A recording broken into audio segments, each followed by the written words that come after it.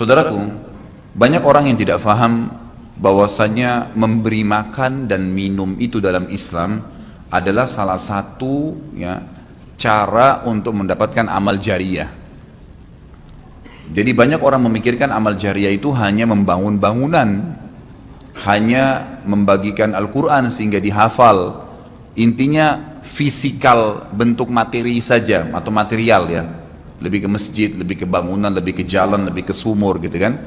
Padahal sebenarnya ada hal-hal lain yang bisa menjadi penyebab amal jariyah, di antaranya makanan dan minuman. Jadi hadis Nabi SAW yang sahih riwayat Imam Ahmad, ini rahasianya di hadis ini. Kata Nabi SAW, ma wudi'a ta'amun illa wada'allahu fihi barakah. Tidak ada makanan atau minuman yang dihidangkan untuk orang lain kecuali Allah, atau dihidangkan buat diri sendiri juga masuk sebenarnya, kecuali Allah jadikan bagian dari makanan dan minuman itu berkah. Maksudnya berkah apa? Kata para ulama, dia akan berada di tubuh orang yang mengkonsumsinya selama dia masih hidup. Jadi begini, orang tua kita semua, Bapak Ibu sekalian, orang tua kita seperti saya, orang tua saya misalnya, pada saat saya ceramah di masjid ini, saya mendapatkan pahala karena menyampaikan agama Allah, insya Allah, bila diikuti dengan keikhlasan. Semoga Allah ikhlaskan niat kita. Orang tua saya panen pahala saya. Kenapa Bapak Ibu sekalian? Karena saya tumbuh dari ASI ibu saya, dan saya tumbuh dari nafkah ayah saya. Makanan, minuman yang saya makan selama ini sehingga membantu pertumbuhan badan saya menjadi besar, dan akhirnya saya bisa hidup, maka itu menjadi amal jariyah. Makanya dalam hadis riwayat Imam Muslim, seorang sahabat bertanya, ya Rasulullah, ayyul islami khair? Perbuatan apa dalam Islam yang khair? Khair ini yang baik sekali, pahalanya besar sekali, selain yang wajib, yang sunnah-sunnah aja nih.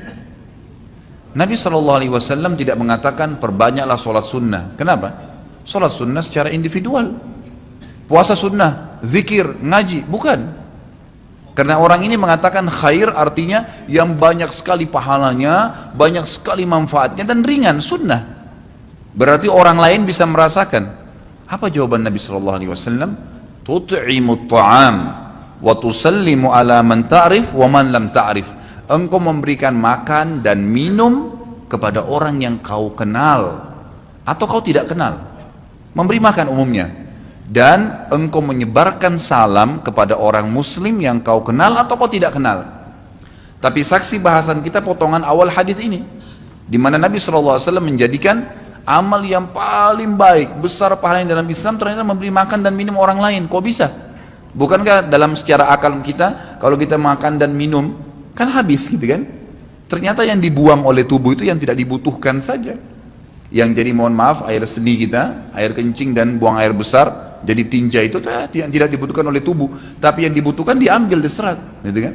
Dia akan menjadi bagian daripada otot-otot, urat-urat yang memang membutuhkan ya pembaharuan, atau bahkan menjadi bagian daripada darah di tubuh kita dan seterusnya.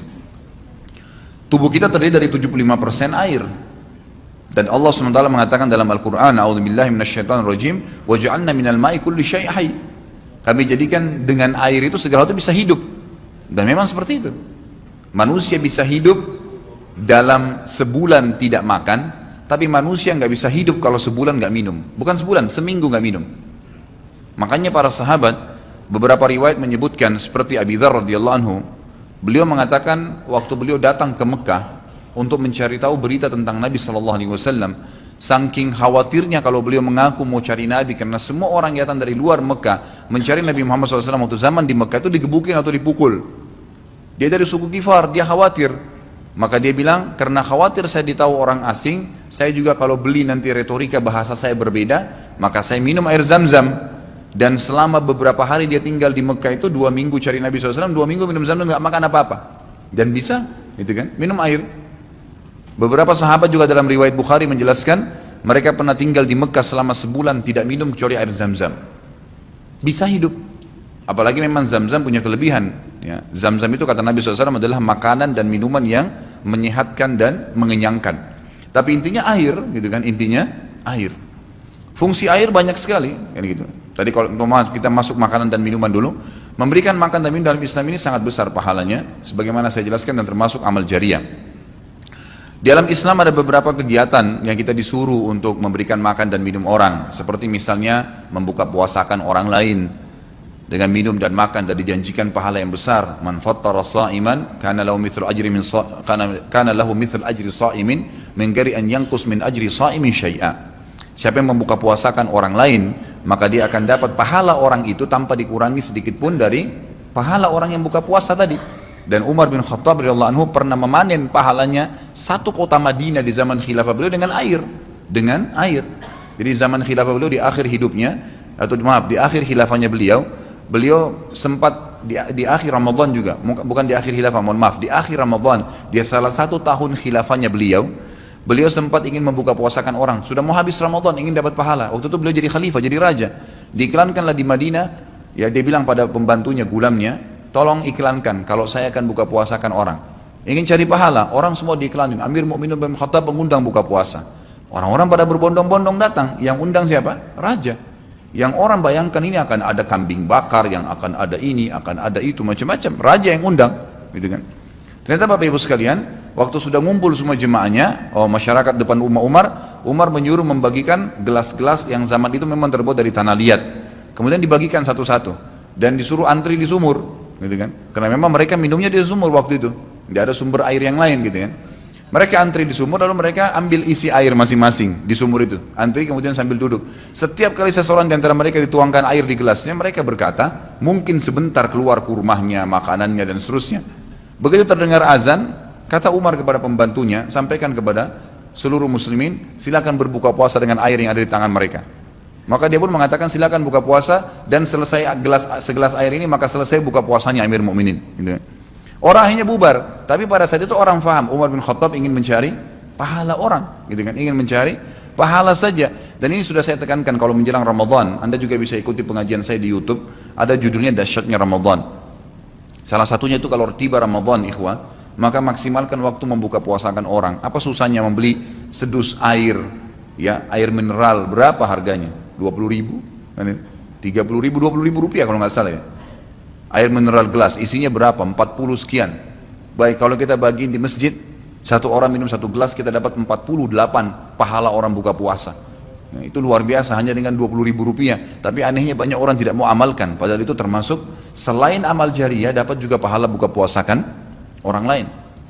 Nabi SAW dan juga merupakan ciri para nabi-nabi, mereka itu paling senang mengikram tamunya, dan beliau menjadikan sebagai sebuah prinsip dasar dari iman kepada Allah dan hari akhir, sebagaimana beliau bersabda dalam hadis Bukhari Muslim, man kana yu'minu billahi wal yawmil akhir falyukrim daifahu. Siapa yang beriman, mengaku beriman kepada Allah hari akhir, maka dia harus mengikram itu, melayanin, memberikan makan dan minum, ya, mengucapkan tutur kata yang baik bagi tamunya. Intinya memberikan makan dan minum dalam Islam ditekankan sekali.